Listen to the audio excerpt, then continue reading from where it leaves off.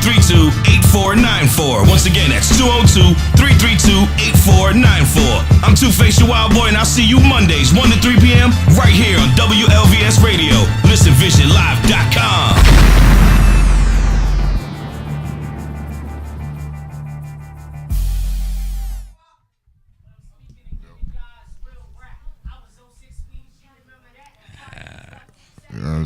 Yes. Like we here again. We're live. Let's rock. It's always, again, ArtsSpoken. Every night, every day. I was only supposed to be gone till November, but then a whole 20 of them passed. I had left the farm for a camp that would teach me how to hunt and kill. The compass took me north to live bound with string under the watchful eyes of perfumed women in white and men who breathe fire with the aid of cheap cigars and fourth-grade magic tricks.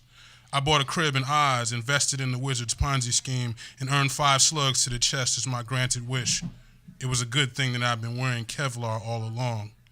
Then I traveled to the Golden State to find it made of pyrite dug from a chain of fools, blind girls playing dress-up in the mirror, unaware that their faces had been done by Barnum and Bailey.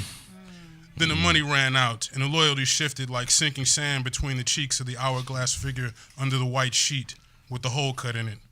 I chased a dream on the live rails, but instead of running me over, the locomotive coming for me derailed, scattering connected guys and girls like marbles on marble. And then I came home. You have to come home sometimes, especially when you've been hiding from that thing hidden in plain sight, the phantom that scratches against the walls while you sleep, trying to tell you something is amiss. My response to said ghost was dozing in oversized headphones, the volume on denial turned up to 10, until the creator cut the cord. I was fully convinced that I didn't belong here, that Chocolate City had nothing for me but fat-ass girls and parasucos, go-go, and a cabaret once a month for the rest of my life. I was thoroughly certain that my town was a game of musical chairs that would trap me in a never-ending circle of joning and ridicule. But as it turned out, I'd read the labels wrong. As it turned out, the girl with the breathy voice, the one who had spent hours telling me her dreams over landlines, did so because she wanted me to be there when she made them real. But I couldn't read the signs with the blast shield down, and I didn't yet know how to use the force. To the other boys, she was merely eyes and lips and hips and ass and titties and toes to be spread and splayed, but I was the one who listened. I thought that this city had something on me, something I couldn't make up for, a riddle whose answer somebody had neglected to leave in my mailbox. The truth, however, was that I'd gone to Lightspeed before the postman ever got there. It was during the away games that I learned how to cock a silver bullet from clip to chamber and to slice heads so that they wouldn't fall into the wind until the wind told them to. When my quarry hid in the forest, the trees showed me where it was hiding. I learned how to drizzle honey on the haters until they sung my praises and cool tempers with ice water freshly brewed in the sea. I came home wrapped in iron hood and cape, bloodied sword and sheath, forearm and shoulder scarified by hammer and chisel, living at the crossroads. I came home to hold my grandma's hand that it was time for her to switch sides. I came home to hold my mother's as she wailed like a woman in the field, her skin stripped by a master's lash. I came home to find that I'd been buried in the earth for safekeeping before I hopped that last train to Clarksville, not knowing that I'd be pulled from its wreckage as my lone survivor. When the smoke cleared, I was seated at the opera under red lights, looking at the breathy-voiced woman who just looked just like the girl I kept running slam into, but never recognizing, because the blast shield was down, and I had yet to learn how to use the force. She smiled at me, the line of cleavage and curve in her hips divinely drawn in perfect proportion. She was sandalwood and Chanel No. 5 mixed with Static Shock. Hosiery and heels framed orange-flavored thighs in light that exposed our secrets right in front of the DJ.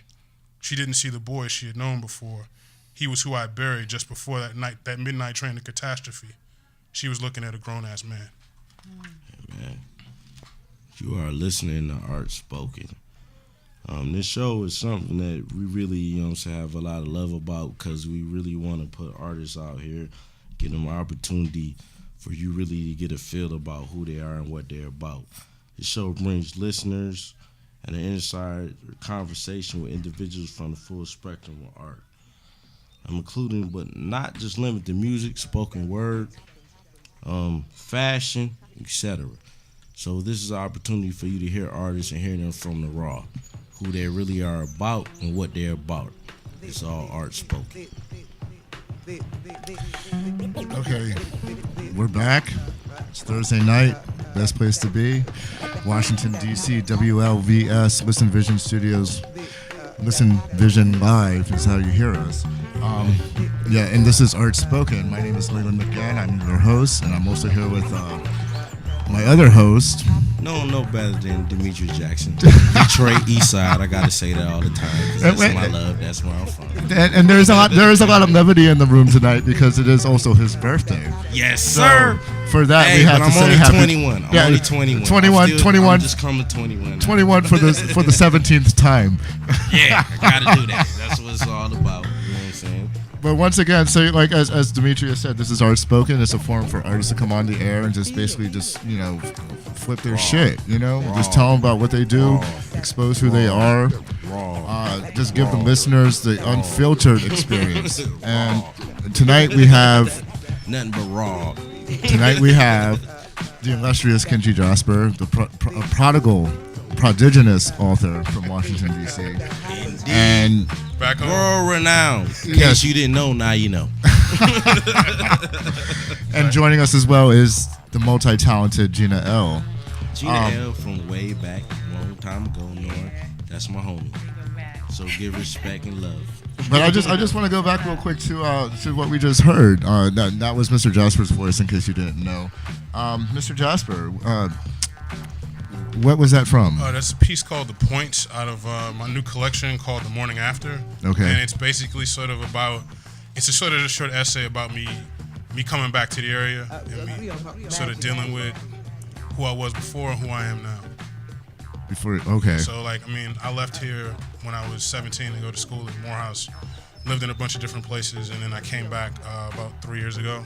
But you're 202. Oh, I'm 202 all the way. Okay. Fairfax Village, 38th in Alabama, baby. If you don't know, That's now what's you up. know. And for international listeners, 202 is the DC area code. 202 FC. That's awesome. So please tell us, how you came about doing what you're doing. I've been writing since I was 10. But more or less, my first book, Dark, came out in 2001. Okay. And I've written all over the place, covered a lot of hip hop, Vibe, XXL, Source, Newsweek, Village Voice. First book was a big bestseller here, Dark, which yes. You guys are familiar with. Yes, and our listeners will be soon after. And the new joint is The Morning After, which is kind of different. I'm known for crime writing. This is sort of erotica and recipes and memoir. It's kind of a nice little mixtape on some grown man shit. We all are grown. I'm stepping away from the guns for one volume. So. Okay. That's what's okay. up. So tell us when did you because I'm looking at your bio right here and you've already covered a lot of it. But what a lot of people don't know is what age did you start writing? I started writing professionally when I was 14. Wow. I started locally. Prodigy. Washington Informer newspaper, once again, Southeast, MLK, the Rolarks, at least Rolark Barnes, Washington Informer still runs. Thank you so much. That's real. And I ended up covering hip-hop in Atlanta. Okay. Broke a lot of pieces on Outkast, Goody Mob, a lot of folks that are classic now. Yes. Question Mark Asylum up here. I did a lot of different stuff. Ended up moving to New York. And what how old were you then? I moved to New York when I was 23. Oh, you're crazy. And I was there for 10 years. Got into radio. First book came when I was 25. Okay. Got option to be made into a movie, which was really dope. A lot of really great things happened for me really young. Yes. And it allowed me to kind of really keep doing work for guys about guys in the streets who didn't have a voice. I think at the time before there was quote unquote street lit, there were 10 people in Gen X that were really trying to get those stories out there. So did it take someone to discover you particularly, or were you pushing or hustling at that age? I pushed, man. Everybody told me no. Everybody. I had a thick book of publishers, man. Everybody said no, we're not interested. There isn't a market for this. I ended up meeting a guy, shout out to 2 people, 3 people actually. Number 1, Wesley Snipes, who owned a company called S Affiliated with a guy named Mark Gerald. This isn't Blade. No. This was right after Blade. Oh, okay. But it's the same Wesley Snipes. Hold on. Let him talk. Hold on. Go again. No. More or less, they ended up hooking me up. They brought me in a Random House, and Okay. I got my first deal, and the book came out, did really, really well. I'm 25. I was 25 years old, traveling across the country on a book tour. I was the youngest kid everywhere where I was, and really, like I said, got a chance to sort of be a voice for a lot of young brothers who weren't really heard. Let me ask you a question, because Sure. like that was something that I was talking to a couple of people, on what you were trying to do, and that was like one of the major things I heard, that you were doing something and you were speaking on something that a lot of brothers, they didn't really speak on from that standpoint, where you coming from somewhere else that we really didn't come from. So Right. like, really, what was it from an inspirational standpoint that you felt that made that difference in your life? Like, I got to speak on something different. I think, man, I was blessed to be a talented kid. Like, I was always involved in stuff. Like, on a TV show when I was 10 locally. I was on BET Teen Summit when I was 13. I heard about that. A lot of folks knew my face, and I learned public speaking very early. But I wasn't the norm. I came up with a lot of dudes in the neighborhood that made a different set of choices. I mean, I was also like one of the little kids. I was like maybe 3 or 4 years behind everybody else. This is when hustling was on the rise. A lot of my partners I grew up with didn't make it out. They ended up, getting locked up. They ended up making a lot of different sets of choices. And I wanted to tell their story because their story was a lot more common than mine. And I knew it. I've been there, I've been in plenty of house parties when they got shot up. I've been shot at myself. Yeah, I know. It wasn't like I was one of those cats, living in the burbs. Like, I didn't know. I had parents that made me come home every night. So this is the foundation of your first novel. Yeah. Dark. Yeah. I mean, the 90s in DC was definitely. And I think that's something our listeners need to know, because if they do go out and pick up this book today, right, the city is not at all the same. Oh, the interesting thing is the place where it takes place. There's only one building left from the neighborhood. It takes place down in Shaw. There's a rec center on the playground. This is the centerpiece of and the O Street Market is gone. Yeah. The only thing that's still there is the Log Cabin Liquor Store across from now the big United Negro College Fund building. Yes, 7 stories. Yes. I remember when that was a walk where you watch your back, man, coming from high school, man. So it's very different. Now, having Uptown, that's what it's called now to me. That's just my having this experience and this gift and this talent. Did you ever feel the pressure, or it's kind of like you're Sisyphus and you have this burden where you have to constantly be holding on to, because you are the voice. Sometimes, but I never really looked at it like that. Like I think like I wrote about what I saw. Okay. So hustlers and killers were the dudes that got all the respect, all the props, and I knew them loosely, you know what I mean? But they were, I think, in the city in the time, which is very different, they were the guys that even, the well-off girls uptown wanted to be close to. These were the guys that were pulling the private school, chicks, and so it was kind of like, I was like, man, like, these dudes are just the be-all and end-all. Even though I had no question whatsoever that I was going to college or studying. It was like, these are the guys that are defining the style at the time that I live in. Okay. And the interesting thing is that I really wasn't able to write about it long form until I was graduating from college. And so I'm sitting 700 miles away in Atlanta, with a college degree, and I'm thinking, man, like, most dudes I know didn't get this opportunity. What did you study, may I ask? English. Okay. English, so, I read books for 4 years and studied communications, and really mostly I studied people.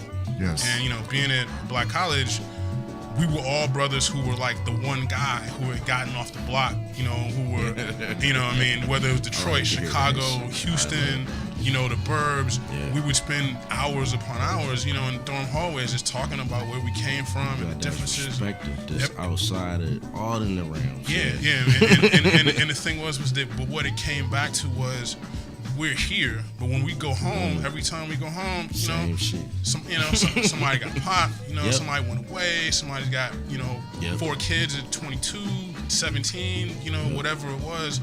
We were able to have choices. And I think that what those guys needed to know, what women needed to know, was that there were other options. You had choices. So I don't want to put you on the spot. Can we hear something from Dark? I'm trying to remember. I didn't bring it with me, unfortunately. Okay. But I can tell you that the opening scene of the book is in a house party where as soon as the go-go tape comes on, in the dark, 2 guys fight. They get very bloody. One guy, the main character's boy, hands him a gun. He shoots the guy in the head, gets in a wagon, and rolls out. And what the story is about is him deciding. He goes on the run. He goes to Charlotte.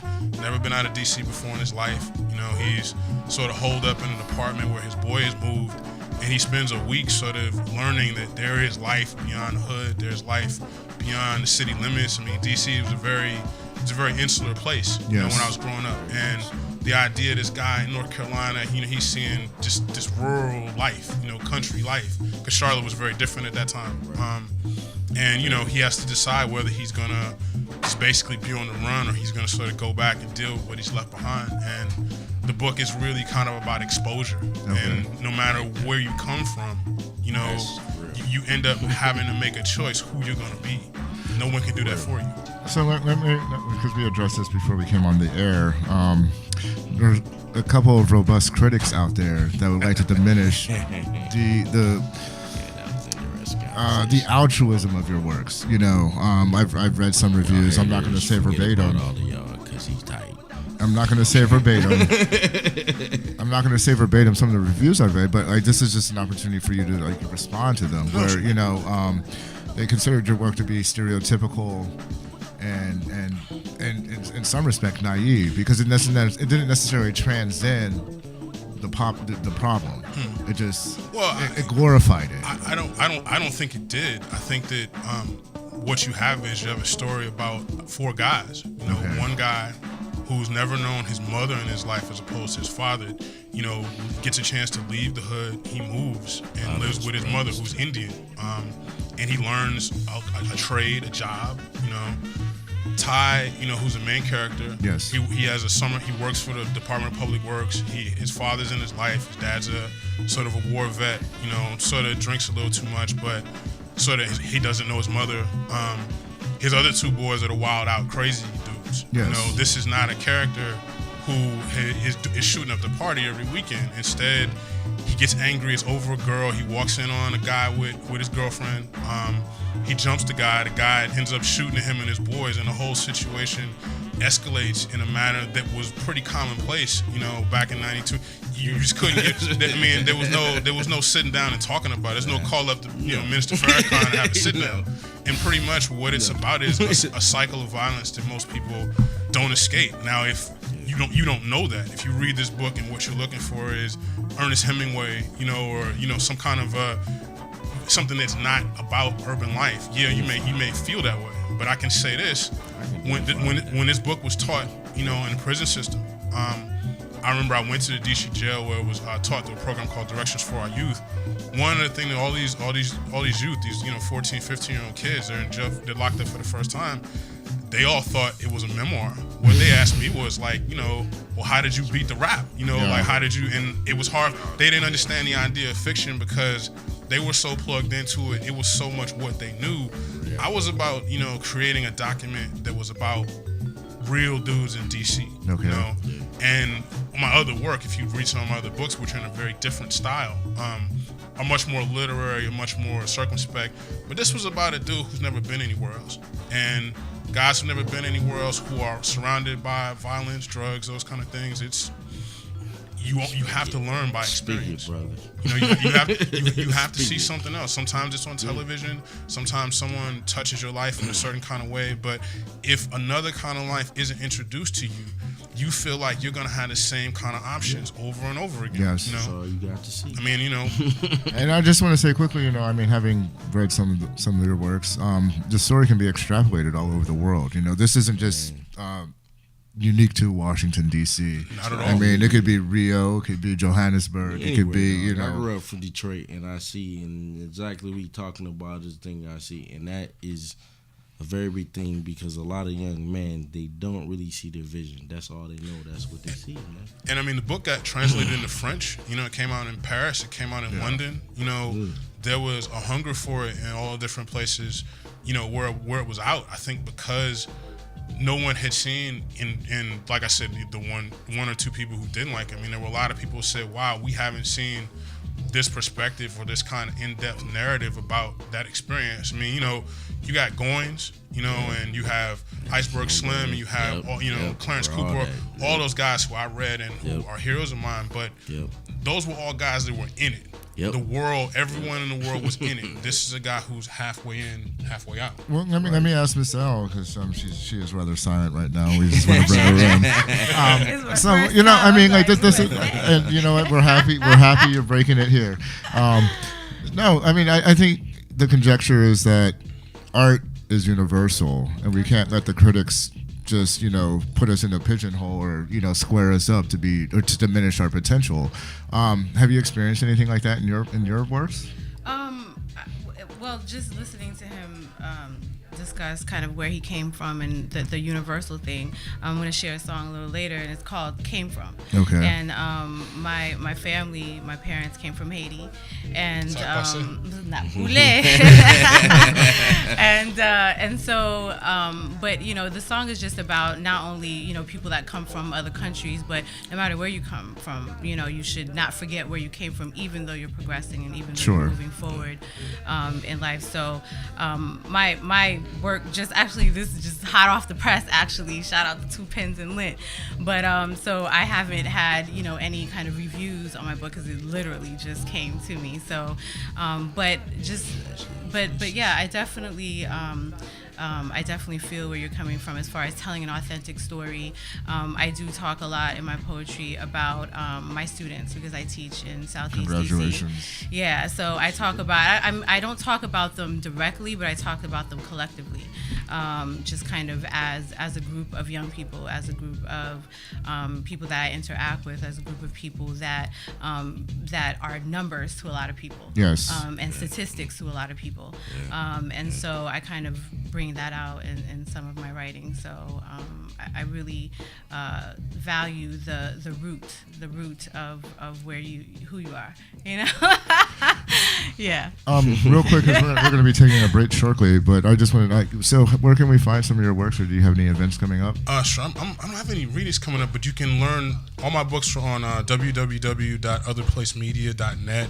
I'm on Amazon. Most of them are on Kindle. I'm really easy to find. And print versions of the book, check Amazon.com. Check your local bookstore. I am around. Okay. And on ArtsSpoken, we're about to do something where we're about to, all the artists you can come on, you can see, you can hear, and et cetera, et cetera. So we trying to connect everybody up. We trying to make a whole community. This is all about a community. And with that, I think we're going to take a quick break. You know, we got some bills to pay, and we'll be back shortly. Thanks for tuning in. Bill, man, I ain't even got no money, dog.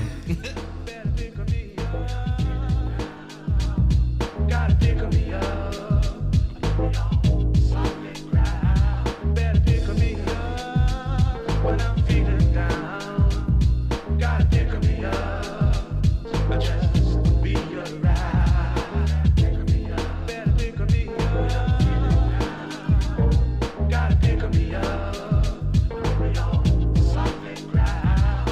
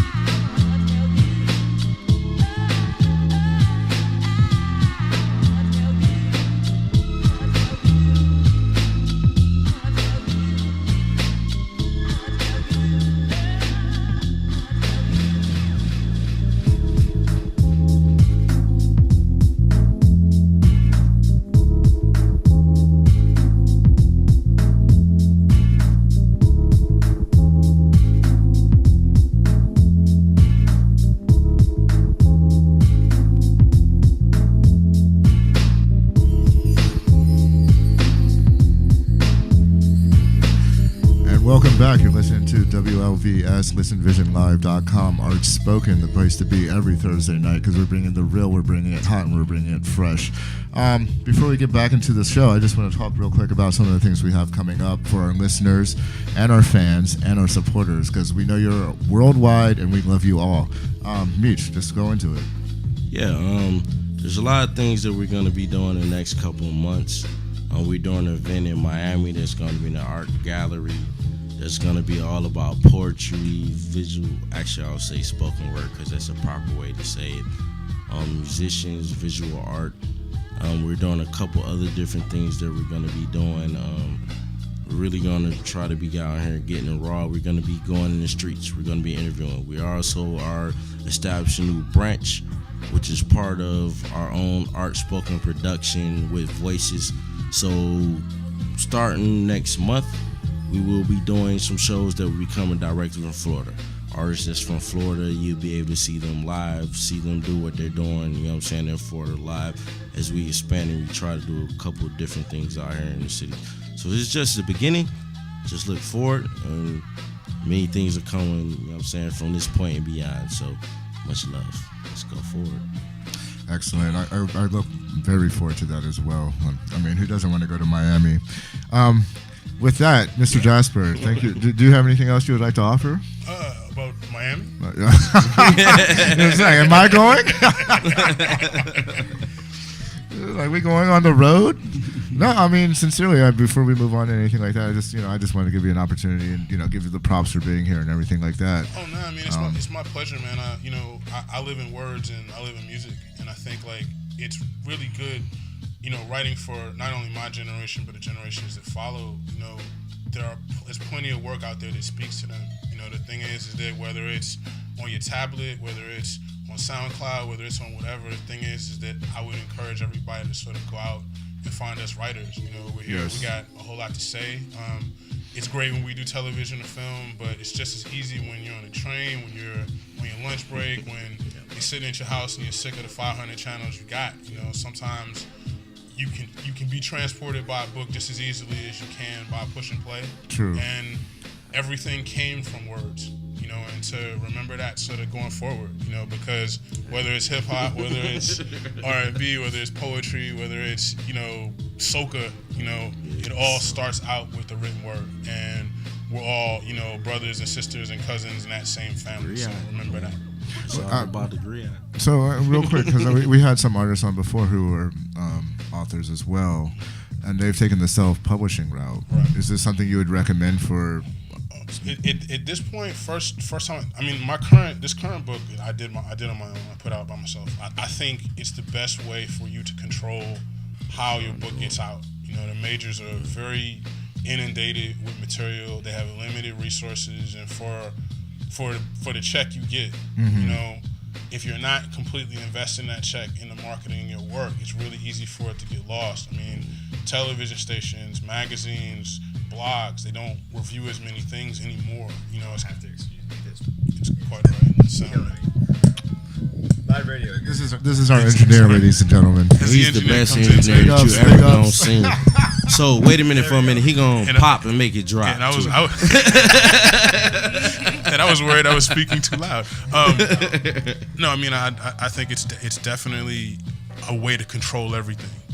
In an age of social media, even though it's kind of interesting, some of the things that are happening with Facebook, it makes it a little harder for the little guy, to sort of use social media in the same way, unless you got to pay for it. But if you get a deal, that's great. There's a prestige that comes with that. People tend to welcome you more easily as an author that way. But at the same time, if you got words you want to get out and you got a local open mic you go to, or internet radio, or whatever it is you're doing, SoundCloud. One of the things I started doing, I'm on SoundCloud too, is just recording passages from my books and putting them up as files. And that way folks who don't like flipping pages, you push play, you can hear me, you get a little taste of what an audiobook would be like. So nice. I actually like to say MediaFire because you can actually store more without paying. I got to try that out. All right. Yeah, like SoundCloud, you only get about so many well, I don't want to embarrass myself and say how many parts, but on MediaFire, you get a lot more because actually I'm on MediaFire as well. I was just doing. I did like teaser clips. I mean, I think I did a piece of this and maybe like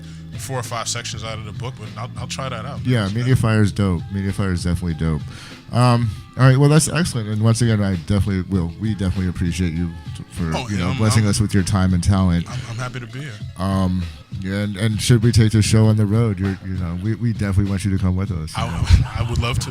We're gonna call it the Awakening Tour. We're gonna wake people up. So you already woke, dog. What you talking about, dog? Somebody needs to do a Sam Jackson impression. Okay. Well, I'm mad as hell. No, that's so moving right along, Miss L, are you ready? I mean, you stepped your foot into the water there already. Is it warm? I'm walking. Is it warm? She's been nervous for no reason. From way back, love and Your love time is love. here. All right, here we go. I'm glad to finally get you Peace on. and love. So how do you want to do this? You want to give us a piece of your work, or you want to introduce yourself? We've been waiting for you.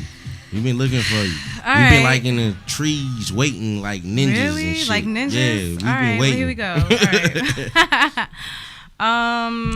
I didn't really pre-plan anything because I just kind of wanted to go with whatever my spirit said. That's fine. That's what we talking So about. That's why my socks don't match. that's sexy. I never do, dog. We call that playing jazz. All right. I'm going to read. So this is my new book. So yeah. So I'm excited. So this is a chapbook. It's just kind of a snapshot of the writing that I've been doing for a number of years, and it's called Out on a Limb because I have kind of been holding it to myself, and so I decided to kind of go out on a limb and put this out and see what happens. Most people know me as a singer, a vocalist, and so We do. right. So doing poetry was kind of, I've been doing it, but I've been keeping it under wraps. So this is a way for me to push it out there. It's something new. It's Uncharted waters. Alright, This ain't even it's something new. So snap if you feel it. So this This is Gina Unchained. okay. So this is I'm a public school teacher, and just being an educator is just really, it means a lot to me.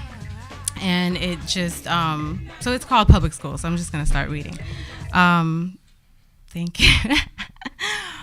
Public school. Like a static character, I'm two-dimensional. I'm tested, grouped, predetermined, cliche, unlike the movies. You don't need those funny glasses to see me 3D.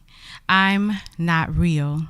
I'm unreal according to what they add up, divide, and derive, that my intellect is directly correlated to my dialect, preventing me, or am I impeding myself from building in this institution, making sense out of spoon-fed confusion and numerical delusions. I am not the contractor. I am the architect with a blueprint and no plan. They want me to confess, but I will choose to rebuke messages that are contaminated with the substance of digression. At present, I'm keeping it moving in the direction of progression, ready to embark on my second resurrection, stimulated without getting an erection. I'm erected right now. Shit. This is about public Y'all school. can't see this on the screen right now. Let me cover that. That's the way you read. So, sometimes I got to throw in a little something to wake people up. So, yeah. And a lot of people may not know this about myself, but at one point in my life, I was a teacher as well. And basically, everything you alliterated in that poem is probably the most sincere reflection upon what being a teacher is. Right. I mean, like you are thrown into this chaos and told to do great things without a plan. Right. But this is actually in the voice of my students, to tell you the truth. Okay. So I feel like they're thrown in. I get frustrated. It wasn't for the them. same respect. Yeah. Right. And Because I feel like they're just tested. They're just given numbers, and this is how we judge them by a bunch of numbers and statistics that don't really mean anything. And they sat in that situation for so long. Correct. So this was kind of just me looking back at, the DC CAS and the ANET testing and all of these standardized testing that don't mean crap and doesn't give any kind of indication as to their full potential. It's not even geared towards leading them to success. Who remembers whistle on the SAT? I mean, is that how you got here today? Is that how you gonna make this money? Exactly. That American dream. Exactly. None of it. So this was kind of written out of frustration and kind of in the voice of the student. What may I ask? What do you teach? What don't I teach? I don't teach basket weaving. That's so funny. No, I teach. I'm an English teacher by trade. I majored in English, and next I week teach, it's algebra, right? Right. And then I also teach journalism, but I'm also a special ed teacher, so I teach a number of contents within the special ed department. So. And what age group? High school, so Oh, all grades. Yeah. So You're working with adults. They got you heavy in the rotation. they got me heavy on rotation. Yeah. So I was told not to tell anyone I was duly certified. When they found out, they were going to use and abuse me. That's what they're doing. But it's all good because I love what I do. I love my children. I believe this is where I was supposed to be, and I just follow God and follow my spirit. So I'm blessed. I'm happy. God bless you, and Yeah. you're doing good work indeed. Thank you. So beyond the teaching, can you give us a little bit more about yourself? Beyond the teaching, I'm an artist, so I recently got into the jewelry making business, so peep the jewels. I make you show the rings camera. and where's the camera? Hi. Where's the camera? Hey. She came So ready. I make copper jewelry, copper wire jewelry with beads, and I also make beads, waist beads and necklaces, African style waist beads and so forth.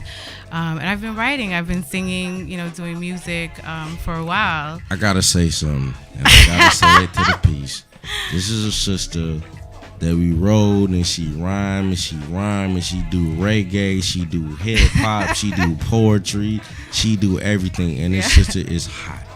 Yeah, That's all I gotta say. Yeah. Just vibe with her, knowing this sister. I know this sister for years. Yeah, we go Always back. tight, We go yeah. back. Way back. Yeah, we go Tight. way back. But Way yeah, tight. I have a lot of influences. Reggae is one of my influences. Obviously, I'm an island girl, so we got that Hey, flavor, Sean.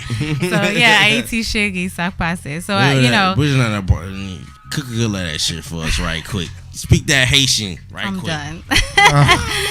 I'm done. It's Creole, not Haitian, Yeah, right? Yeah. So Wow. let's get that right. But that's yeah, so I just I work for the community. I serve my people. I just recently joined the National Black United Front, so Okay. just a continuation of serving the community and serving Black folk and serving each other. For those that don't know, what is the National United Black National Black United Front is just a collective of people of colored Black African people who are interested in the advancement of each other, of one another, and building community, looking out for one another, supporting each other's businesses, and practicing in the spirit of our ancestors. Okay. So, having recently joined and having a Haitian background is very different from me being in the United States as an African American. So I've kind of had to adjust to that because I was raised overseas and I was raised as a Haitian girl. So so coming to America was a different experience, and kind of understanding the plight of the Black American has been really eye-opening. But it's that passion to serve my community really burns inside of me. So We could totally have another show on that as well, because Yeah, totally. the majority of my upbringing was outside of this country as well. But I am American. But I'm like sure that. I've Right. experienced the same kind of sure. tribulations. And, Can't and forget Yeah. y'all. Yeah. I'm American, but I like. I went the to African I went to high school country. around the corner. I like to travel. We're not discounting the African American pasa? experience. We're No, not absolutely. discounting Que pasa? we're not discounting the African American experience. But You're a mess. I think I what she's am. trying to say is her experience is unique to most people who are living in this country, and Right. and albeit she's out here hustling and fighting for the majority of Absolutely. the people who do live in this country. Absolutely. Um, And for myself, so I'm hustling for myself too, my daughter and the children that don't have parents and so forth. So, as an educator, I just kind of, I didn't know what I was going to get into, teaching in Southeast DC, but, I become everything, auntie, social worker, Yeah. everything. Yeah, So, right. It's kind of crazy. Just Yeah. something that I Provider. want to talk about. right. Yeah, I haven't really had an opportunity to talk about. So when you go in a lot of third world countries and Dominican Republic and a lot of other places, you know what I'm saying? It's something that I talked to you and discussed about that we should be a part of. A lot of women, you know what I'm saying, there is no process of like why we have here in the United States, you know what I'm saying, child support, etc. You know, the poverty in those countries, there's women. They're taking care of the majority of children. The men aren't there. There is no process from that process to help them and deal with the things that you're talking about. Sure. And that's like a big thing. And that's something for me that I'm really big on. That's something that we have to deal with from a process, because in America there is the legal system that takes care of that. There is. But from a lot of these third world countries, it's not. So women, they fall into the things of prostitution. They fall into a lot of things, or other things, because they need to take care of their family. Right. You know what But I'm I saying? mean, but like you said, you know, you having not been out of the country, it happens right here. Yeah. You know, it happens right here. So, you know, women, you know, a lot of times fall into, you know, desperate situations because of fathers or men who walk away. I don't call them fathers, you know, I call them sperm donors. But you know, they walk away from responsibilities and we're left to hold it up. So, but women, you know, we birth nations, you know, so we're strong, and we were built to do this, and we were not necessarily built to do this alone, but we have, you know, God doesn't put more on us than we can handle. So I do believe that we're blessed with certain, you know, gifts and strength to be able to carry on what we need to carry on. So. And speaking of strength, your voice We ready is for very it? strong. well, no, I mean, I didn't want to put her on the spot, but like I understand, Ready like for it? reading your bio. I will. you're a I will songstress. put you on the spot. She- I'm she- the spot putter. She started I will put you like, on the I'm so freaking nervous. point. I don't really know. I am. You don't understand. My And the heart mic is comes beating like, out my We chest put right you now. on the spot. Oh We my. want to hear what So- you got to say. But you're a performer now. Who do you Right. perform? Are you a solo artist? Yeah, or? well, I'm a solo artist predominantly, but I went on tour 2 years ago with my group called The Trees.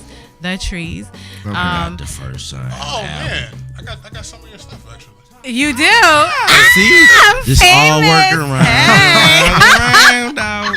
That's what I'm saying. Yeah, so we're on Pandora. You can find us on Pandora on the Trees Radio. We do have an album out called Man Can Change. So you can get that on iTunes, download it. Shout out to Eli, the Apuat. He's my other bandmate, and Stone Koala, and who I perform with actually tomorrow at the Strathmore Mansion. I'm doing. We won't be out there. Just tell us. We Okay. there. I'm hype as shit about Yeah, that. tomorrow 8:00 at the Strathmore. So I'll be performing with him. But yeah, I do. I'm working on an EP, and I've recorded some things, some reggae, things back in the day with a producer called Tweeta Bird. And so I'm looking to do more, to do really kind of a focused project, because I've done a bunch of different projects with a number of people. I've been blessed to collaborate with a number of artists in the city, and I've done some features anywhere from Bloom Bars to Busboys and Poets to Spit Dat, right up the street. Been to Philly and done some things, Just Words, and so I'm just kind of looking to just ground myself.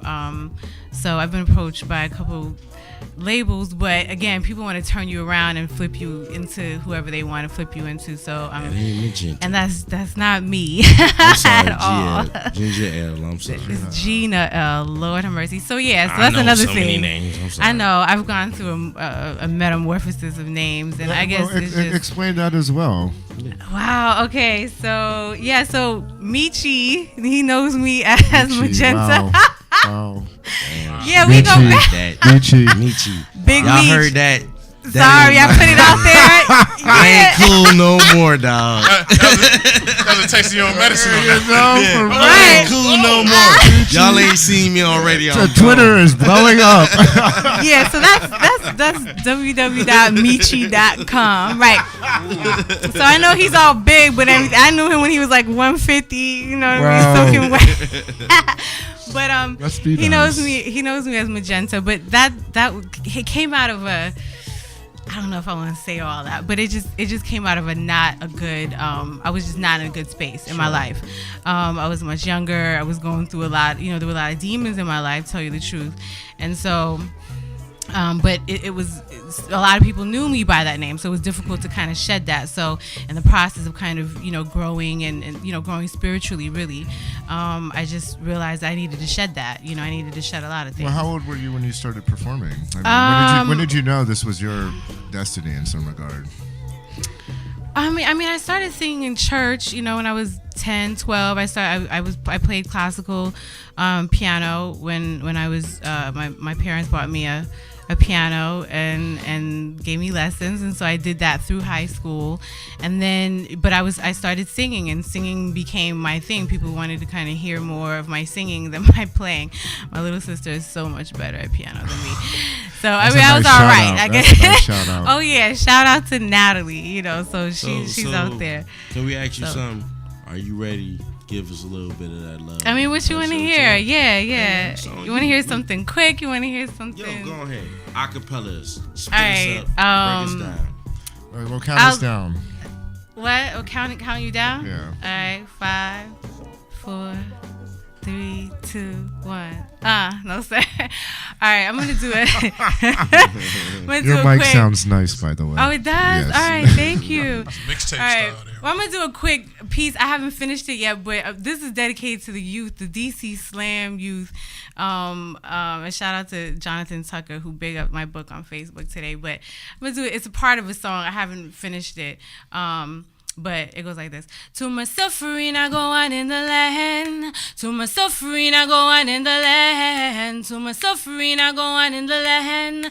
To my suffering, I go on in the land. So what I go on in the ghetto? He got shot down, now she a widow. Dangerous to look out the window. Yo, so where do we want, where do we go? Like a girl, I grew up, we know dada. Me hear her mama cry, why dada? Because I was her baby father. Yo, the next day don't matter. To my suffering, I go on in the land. To my suffering, I go on in the land. To my suffering, I go on in the land. To my suffering, I go on in the land. So that's a piece of a song. Yes, that's Thank you. rock. So that's a piece of a song that I wrote. I was actually living in Kent Village in Landover, and gunshots rang out after I came back from the studio, right under my bedroom, and I know that place. yeah, Common place. yeah. Can't blame them. And gunshots ran. I had just come back from the studio, put my daughter to bed, and gunshots ran out. And I was upset that I couldn't find a parking space in my parking lot. I was so salty. I had to carry my daughter. She was 6 years old, so she was kind of heavy, and I was carrying all these bags, and I was upset. And I put her in the bed, and the blessing in disguise was that the next morning, every car was shot up in the parking lot except for mine, because mine was outside of the parking lot. So There you have it. so yeah, so there I have it. So yeah, so that Long walk. right. So I wrote that song actually as the helicopters were flying by my window. It was really low. The building was shaking, and so that song came out of that frustration. So yeah. So, but I could share another song too. Would you like? So please, please. So this song, no, but I want to share. I was gonna share a different song, but this song came from just really, I guess, spoke to me because of what you were saying about just where we come from and not forgetting where we come from. So, and the lyrics can be found in this book. So it goes like this. I hope I remember all my lyrics. So it goes like this.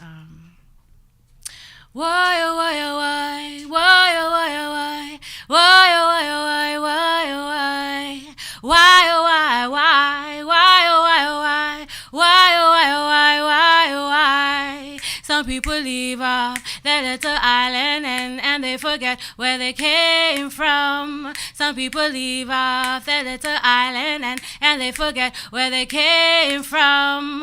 Arriving in America, make American money, and they forget where they came from. Build a fancy house all on top of the hill, and they forget where they came from. They don't want to look back, they don't want to talk about how they've forgotten where they came from. Pushing your fancy ride, poverty you know hide, so don't forget where you came from. Why, why, why, why, why, why, why, why, why, why, why, why, why, why, why, why. Some people leave off their little island and they forget where they came from. Some people leave off their little island and they forget where they came from. They tell their children now, don't speak that broken language, so you forget where you came from. You meet with your own kind, and yet you pass them by. Have you forgotten where you came from? Constantly hesitating, won't ever tell you Haitian. Can you forget where you came from? So don't hide from the truth. Spread love and spread the truth, so they can know where you came from.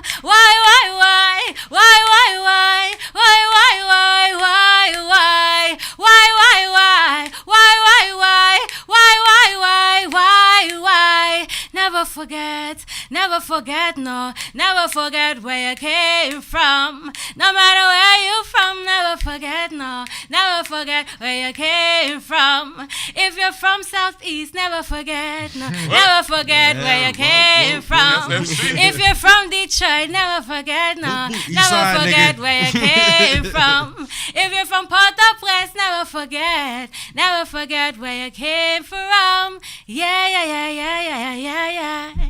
So that's it. Bravo. Bravo. Thank you. So yeah. So real quick, so if any of our listeners want to find out where they can hear more of your music, where do they need to go? Come to the show tomorrow night. No, sir. Strathmore Mansion tomorrow night, 8 p.m. I'll be performing with Stone Koala. Juno Sky will be out there as well.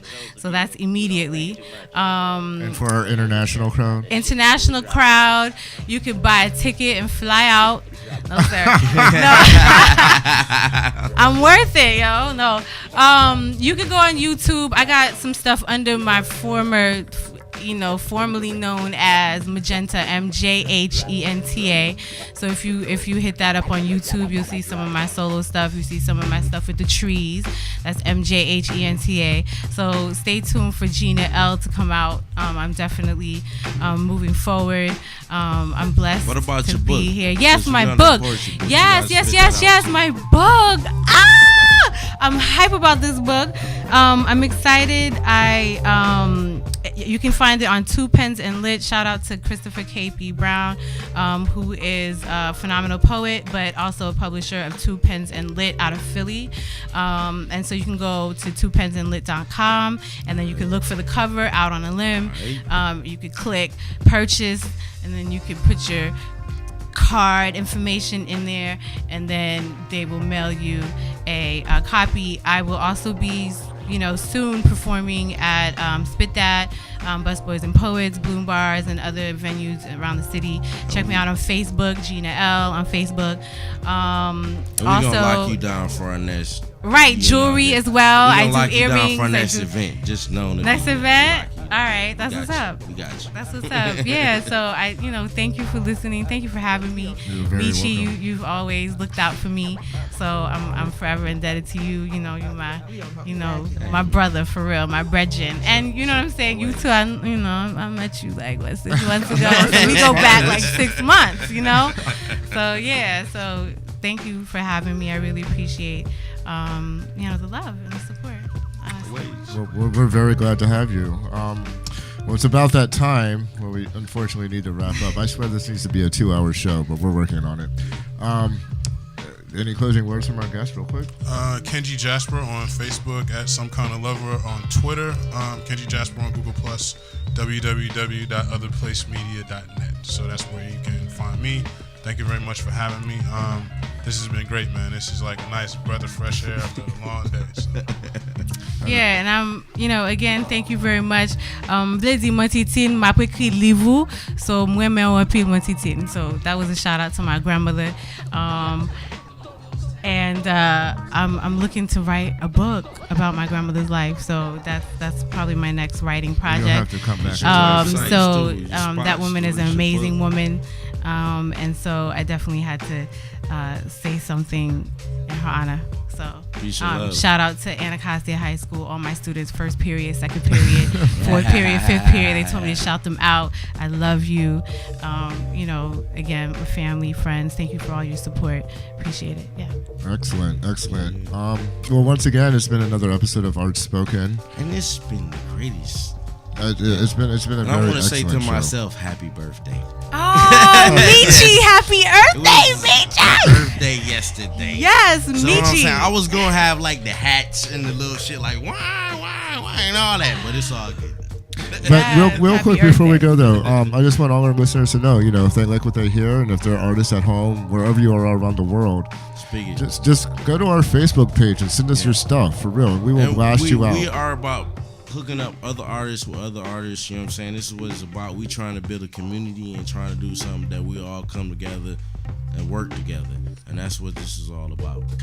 And with that, just bonsoir. Bonsoir. Que pasa? Later.